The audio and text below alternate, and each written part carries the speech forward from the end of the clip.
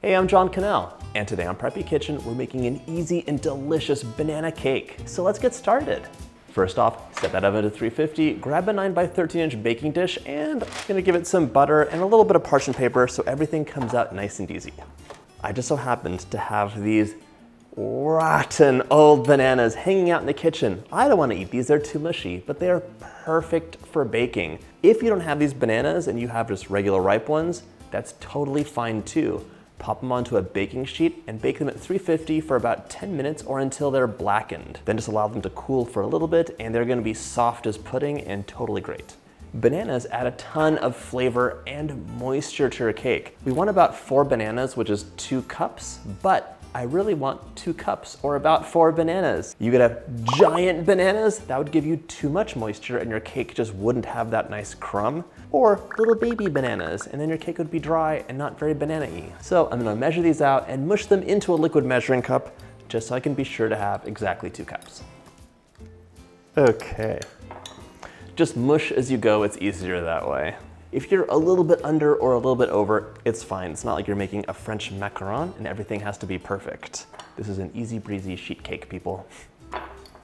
Seeing this always gives me flashbacks to elementary school when I had a banana in my backpack, mushed up and so bruised. So by the time I opened it, it looked like this, but all over. I was just like, but this is a much happier memory. It's gonna be a delicious cake.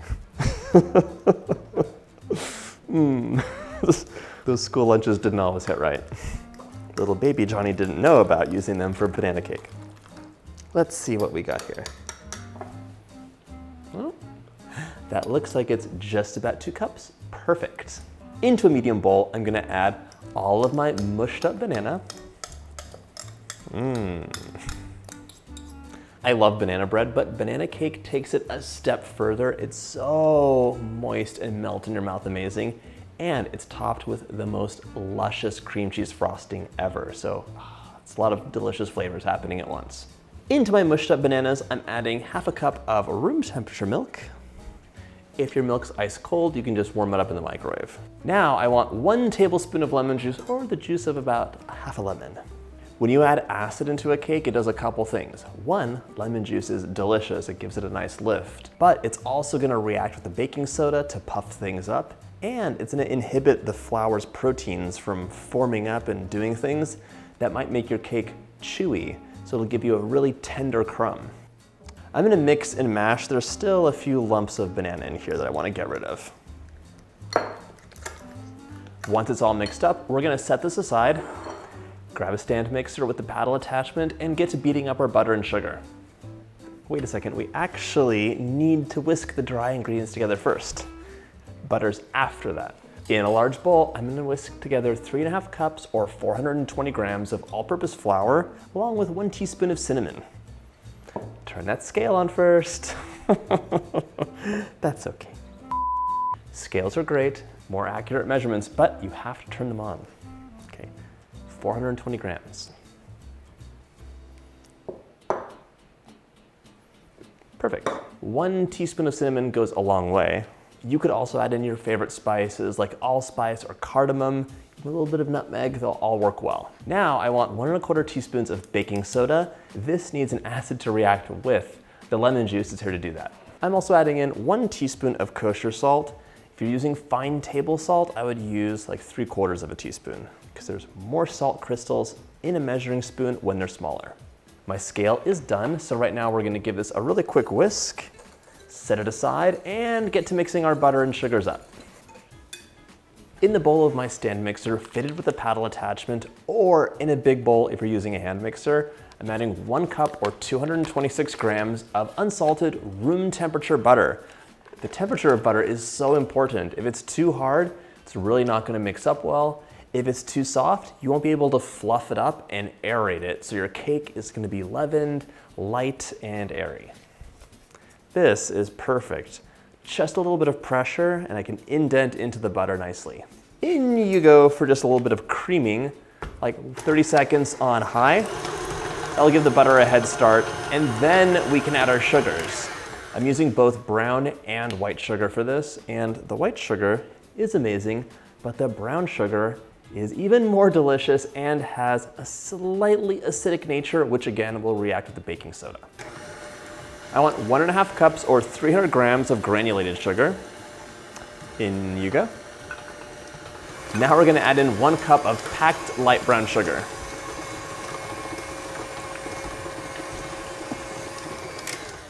Like, it's packed. And I usually like to crumble the brown sugar up with my hands because there's always some lumps hanging out in there. All right, I will be scraping the bowl down a couple times. Might as well start now. I'm gonna mix this on medium-high for about 4 minutes until it is light and fluffy. I'll show you what that looks like. While that's mixing up, I'm cracking 4 large eggs into a bowl. These are room temperature as well. Room temperature ingredients are really great for cakes. 1, because they mix well together. And 2, if you're adding in ice cold ingredients in your oven, oh my gosh, that center is gonna take so long to bake. By the time it's done, the outside of your cake will be crispy and kind of burnt. Okay, look at the difference just a few minutes makes. This to me looks like peanut butter frosting. It's so light and fluffy. We beat a lot of air into here, and now, along with the baking soda, your cake is just gonna be fluffy and amazing. Reduce speed to medium. I'm adding my eggs in 1 at a time. Just give them a couple beats to mix in well, and then, yes, you will be scraping that bowl down at least once in the whole egg process. If you just dump your eggs in, you can get like a kind of cottage cheesy texture, and there's just too much liquid all at once to absorb into your butter. Speaking of butter, I have like a wall of packed butter on the side of my mixer, and the inside is a soup of eggs. So we really need to scrape that down. You want a homogeneous mixture that's the same throughout. Back to mixing. More eggs. I'm also mixing in 1 tablespoon of vanilla, that's 15 mils. It's my homemade batch. This, by the way, is a great party cake. And speaking of peanut butter, because it looks like peanut butter to me, you could add a few tablespoons of peanut butter into the mix and maybe 1/4 to 1/3 of a cup of peanut butter into the frosting for a peanut butter banana cake if you want. You would just add that peanut butter in with the butter at the beginning of this part. This looks great. I'm gonna add my flour and my banana milk mixture in alternating batches, mixing it until it's almost combined. There we go. I'm aiming for 3 batches of dry and 2 batches of wet.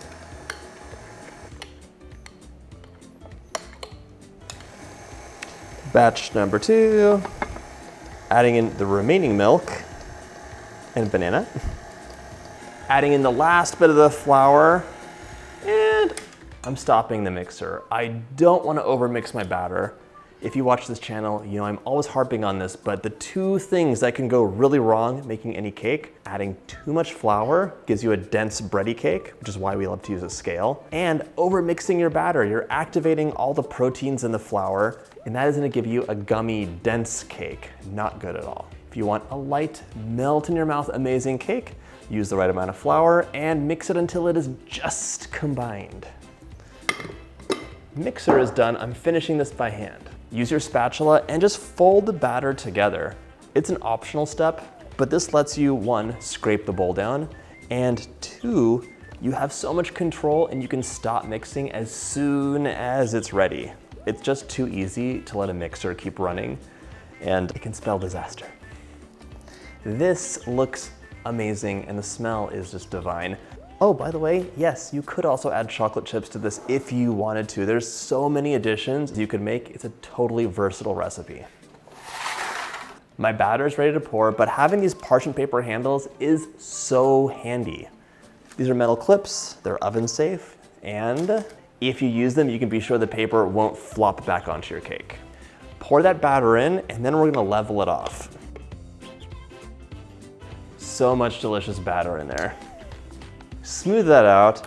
Cakes will level off in the oven a bit, but you always want to give them the best start possible. There's something so nice about a big, thick sheet cake. This goes into the oven 350 for about 55 to 60 minutes or until the center is springy and a skewer inserted in the middle comes out clean.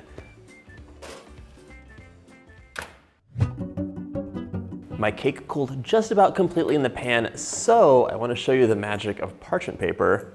All you have to do is lift it out and transfer. It's as easy as that, and my pan is so much cleaner than it would be otherwise.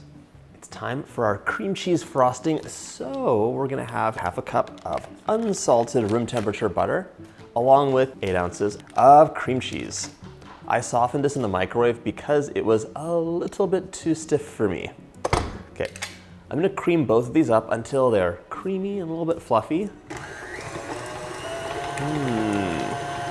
We want our frosting to be like luscious and melt in your mouth, so there's no globs of butter or cream cheese. It'll all be worked in together. It's never a bad idea to give your bowl a little bit of a scrape. There could be some butter hidden on the bottom. And in fact, there was. Continue mixing. I'm gonna add in about 2 teaspoons of vanilla. Okay. I just want to show you how creamy and fluffy this is already. Come take a look. It's like a beautiful, delicious cloud. Everything's creamy and fluffy, so now I'm adding in 4.5 cups or 540 grams of powdered sugar. And it's a good idea to do this in like a couple batches because you don't want a sugar explosion. Whenever you have a frosting with powdered sugar, you can add as much or as little as you like. It's really to taste. It's not like a meringue buttercream where it has to be somewhat specific amount of sugar. It's really how sweet do you want it and how structured do you want it, because the more sugar you add in, the stiffer it gets as well. I'm also adding in an optional pinch of salt. It's totally up to you though. We're gonna mix this on low until it's creamy, add in the next batch of sugar, and then beat on high for about a minute until it is light and fluffy. This looks like a mess right now, but mixing will fix everything. So mix on low until the powdered sugar is incorporated, and then move it up to high to medium high to really whip it up for about a minute. It'll smooth out and get more slack and be perfect. Yeah, like already that looks amazing. The final scrape of the video. If you're using a hand mixer for this, less scraping down, but a lot more clacking on the bowl as your mixer hits it. And you need a really big bowl because it'll fly everywhere. And if you had wanted to, you could have added about 1/4 to 1/3 of a cup of smooth peanut butter in with the butter and cream cheese for a peanut butter cream cheese frosting. I love sheet cakes because they're great for taking to parties, they're easy to transport, but I don't like having that like really gnarly paper on the bottom from the bake. So I'm gonna transfer it to fresh paper so it'll look nice and clean and it's really easy to move again. All you have to do is peel as you place, and just like that, you have a beautiful, really nice cake to present. My favorite way to apply frosting onto a sheet cake is with a big triggered ice cream scoop. It's efficient, satisfying, and it really will not tear at the cake. Sometimes these can be very tender because they're amazing. And if you're swiping frosting on, you can rip the cake or get crumbs, and that's kind of annoying. Now use an offset spatula and swoop away. If your frosting looks a little bit bubbly, just swoop, swoop, swoop, and it'll become smooth and amazing. Give it a slice and your cake is ready to enjoy.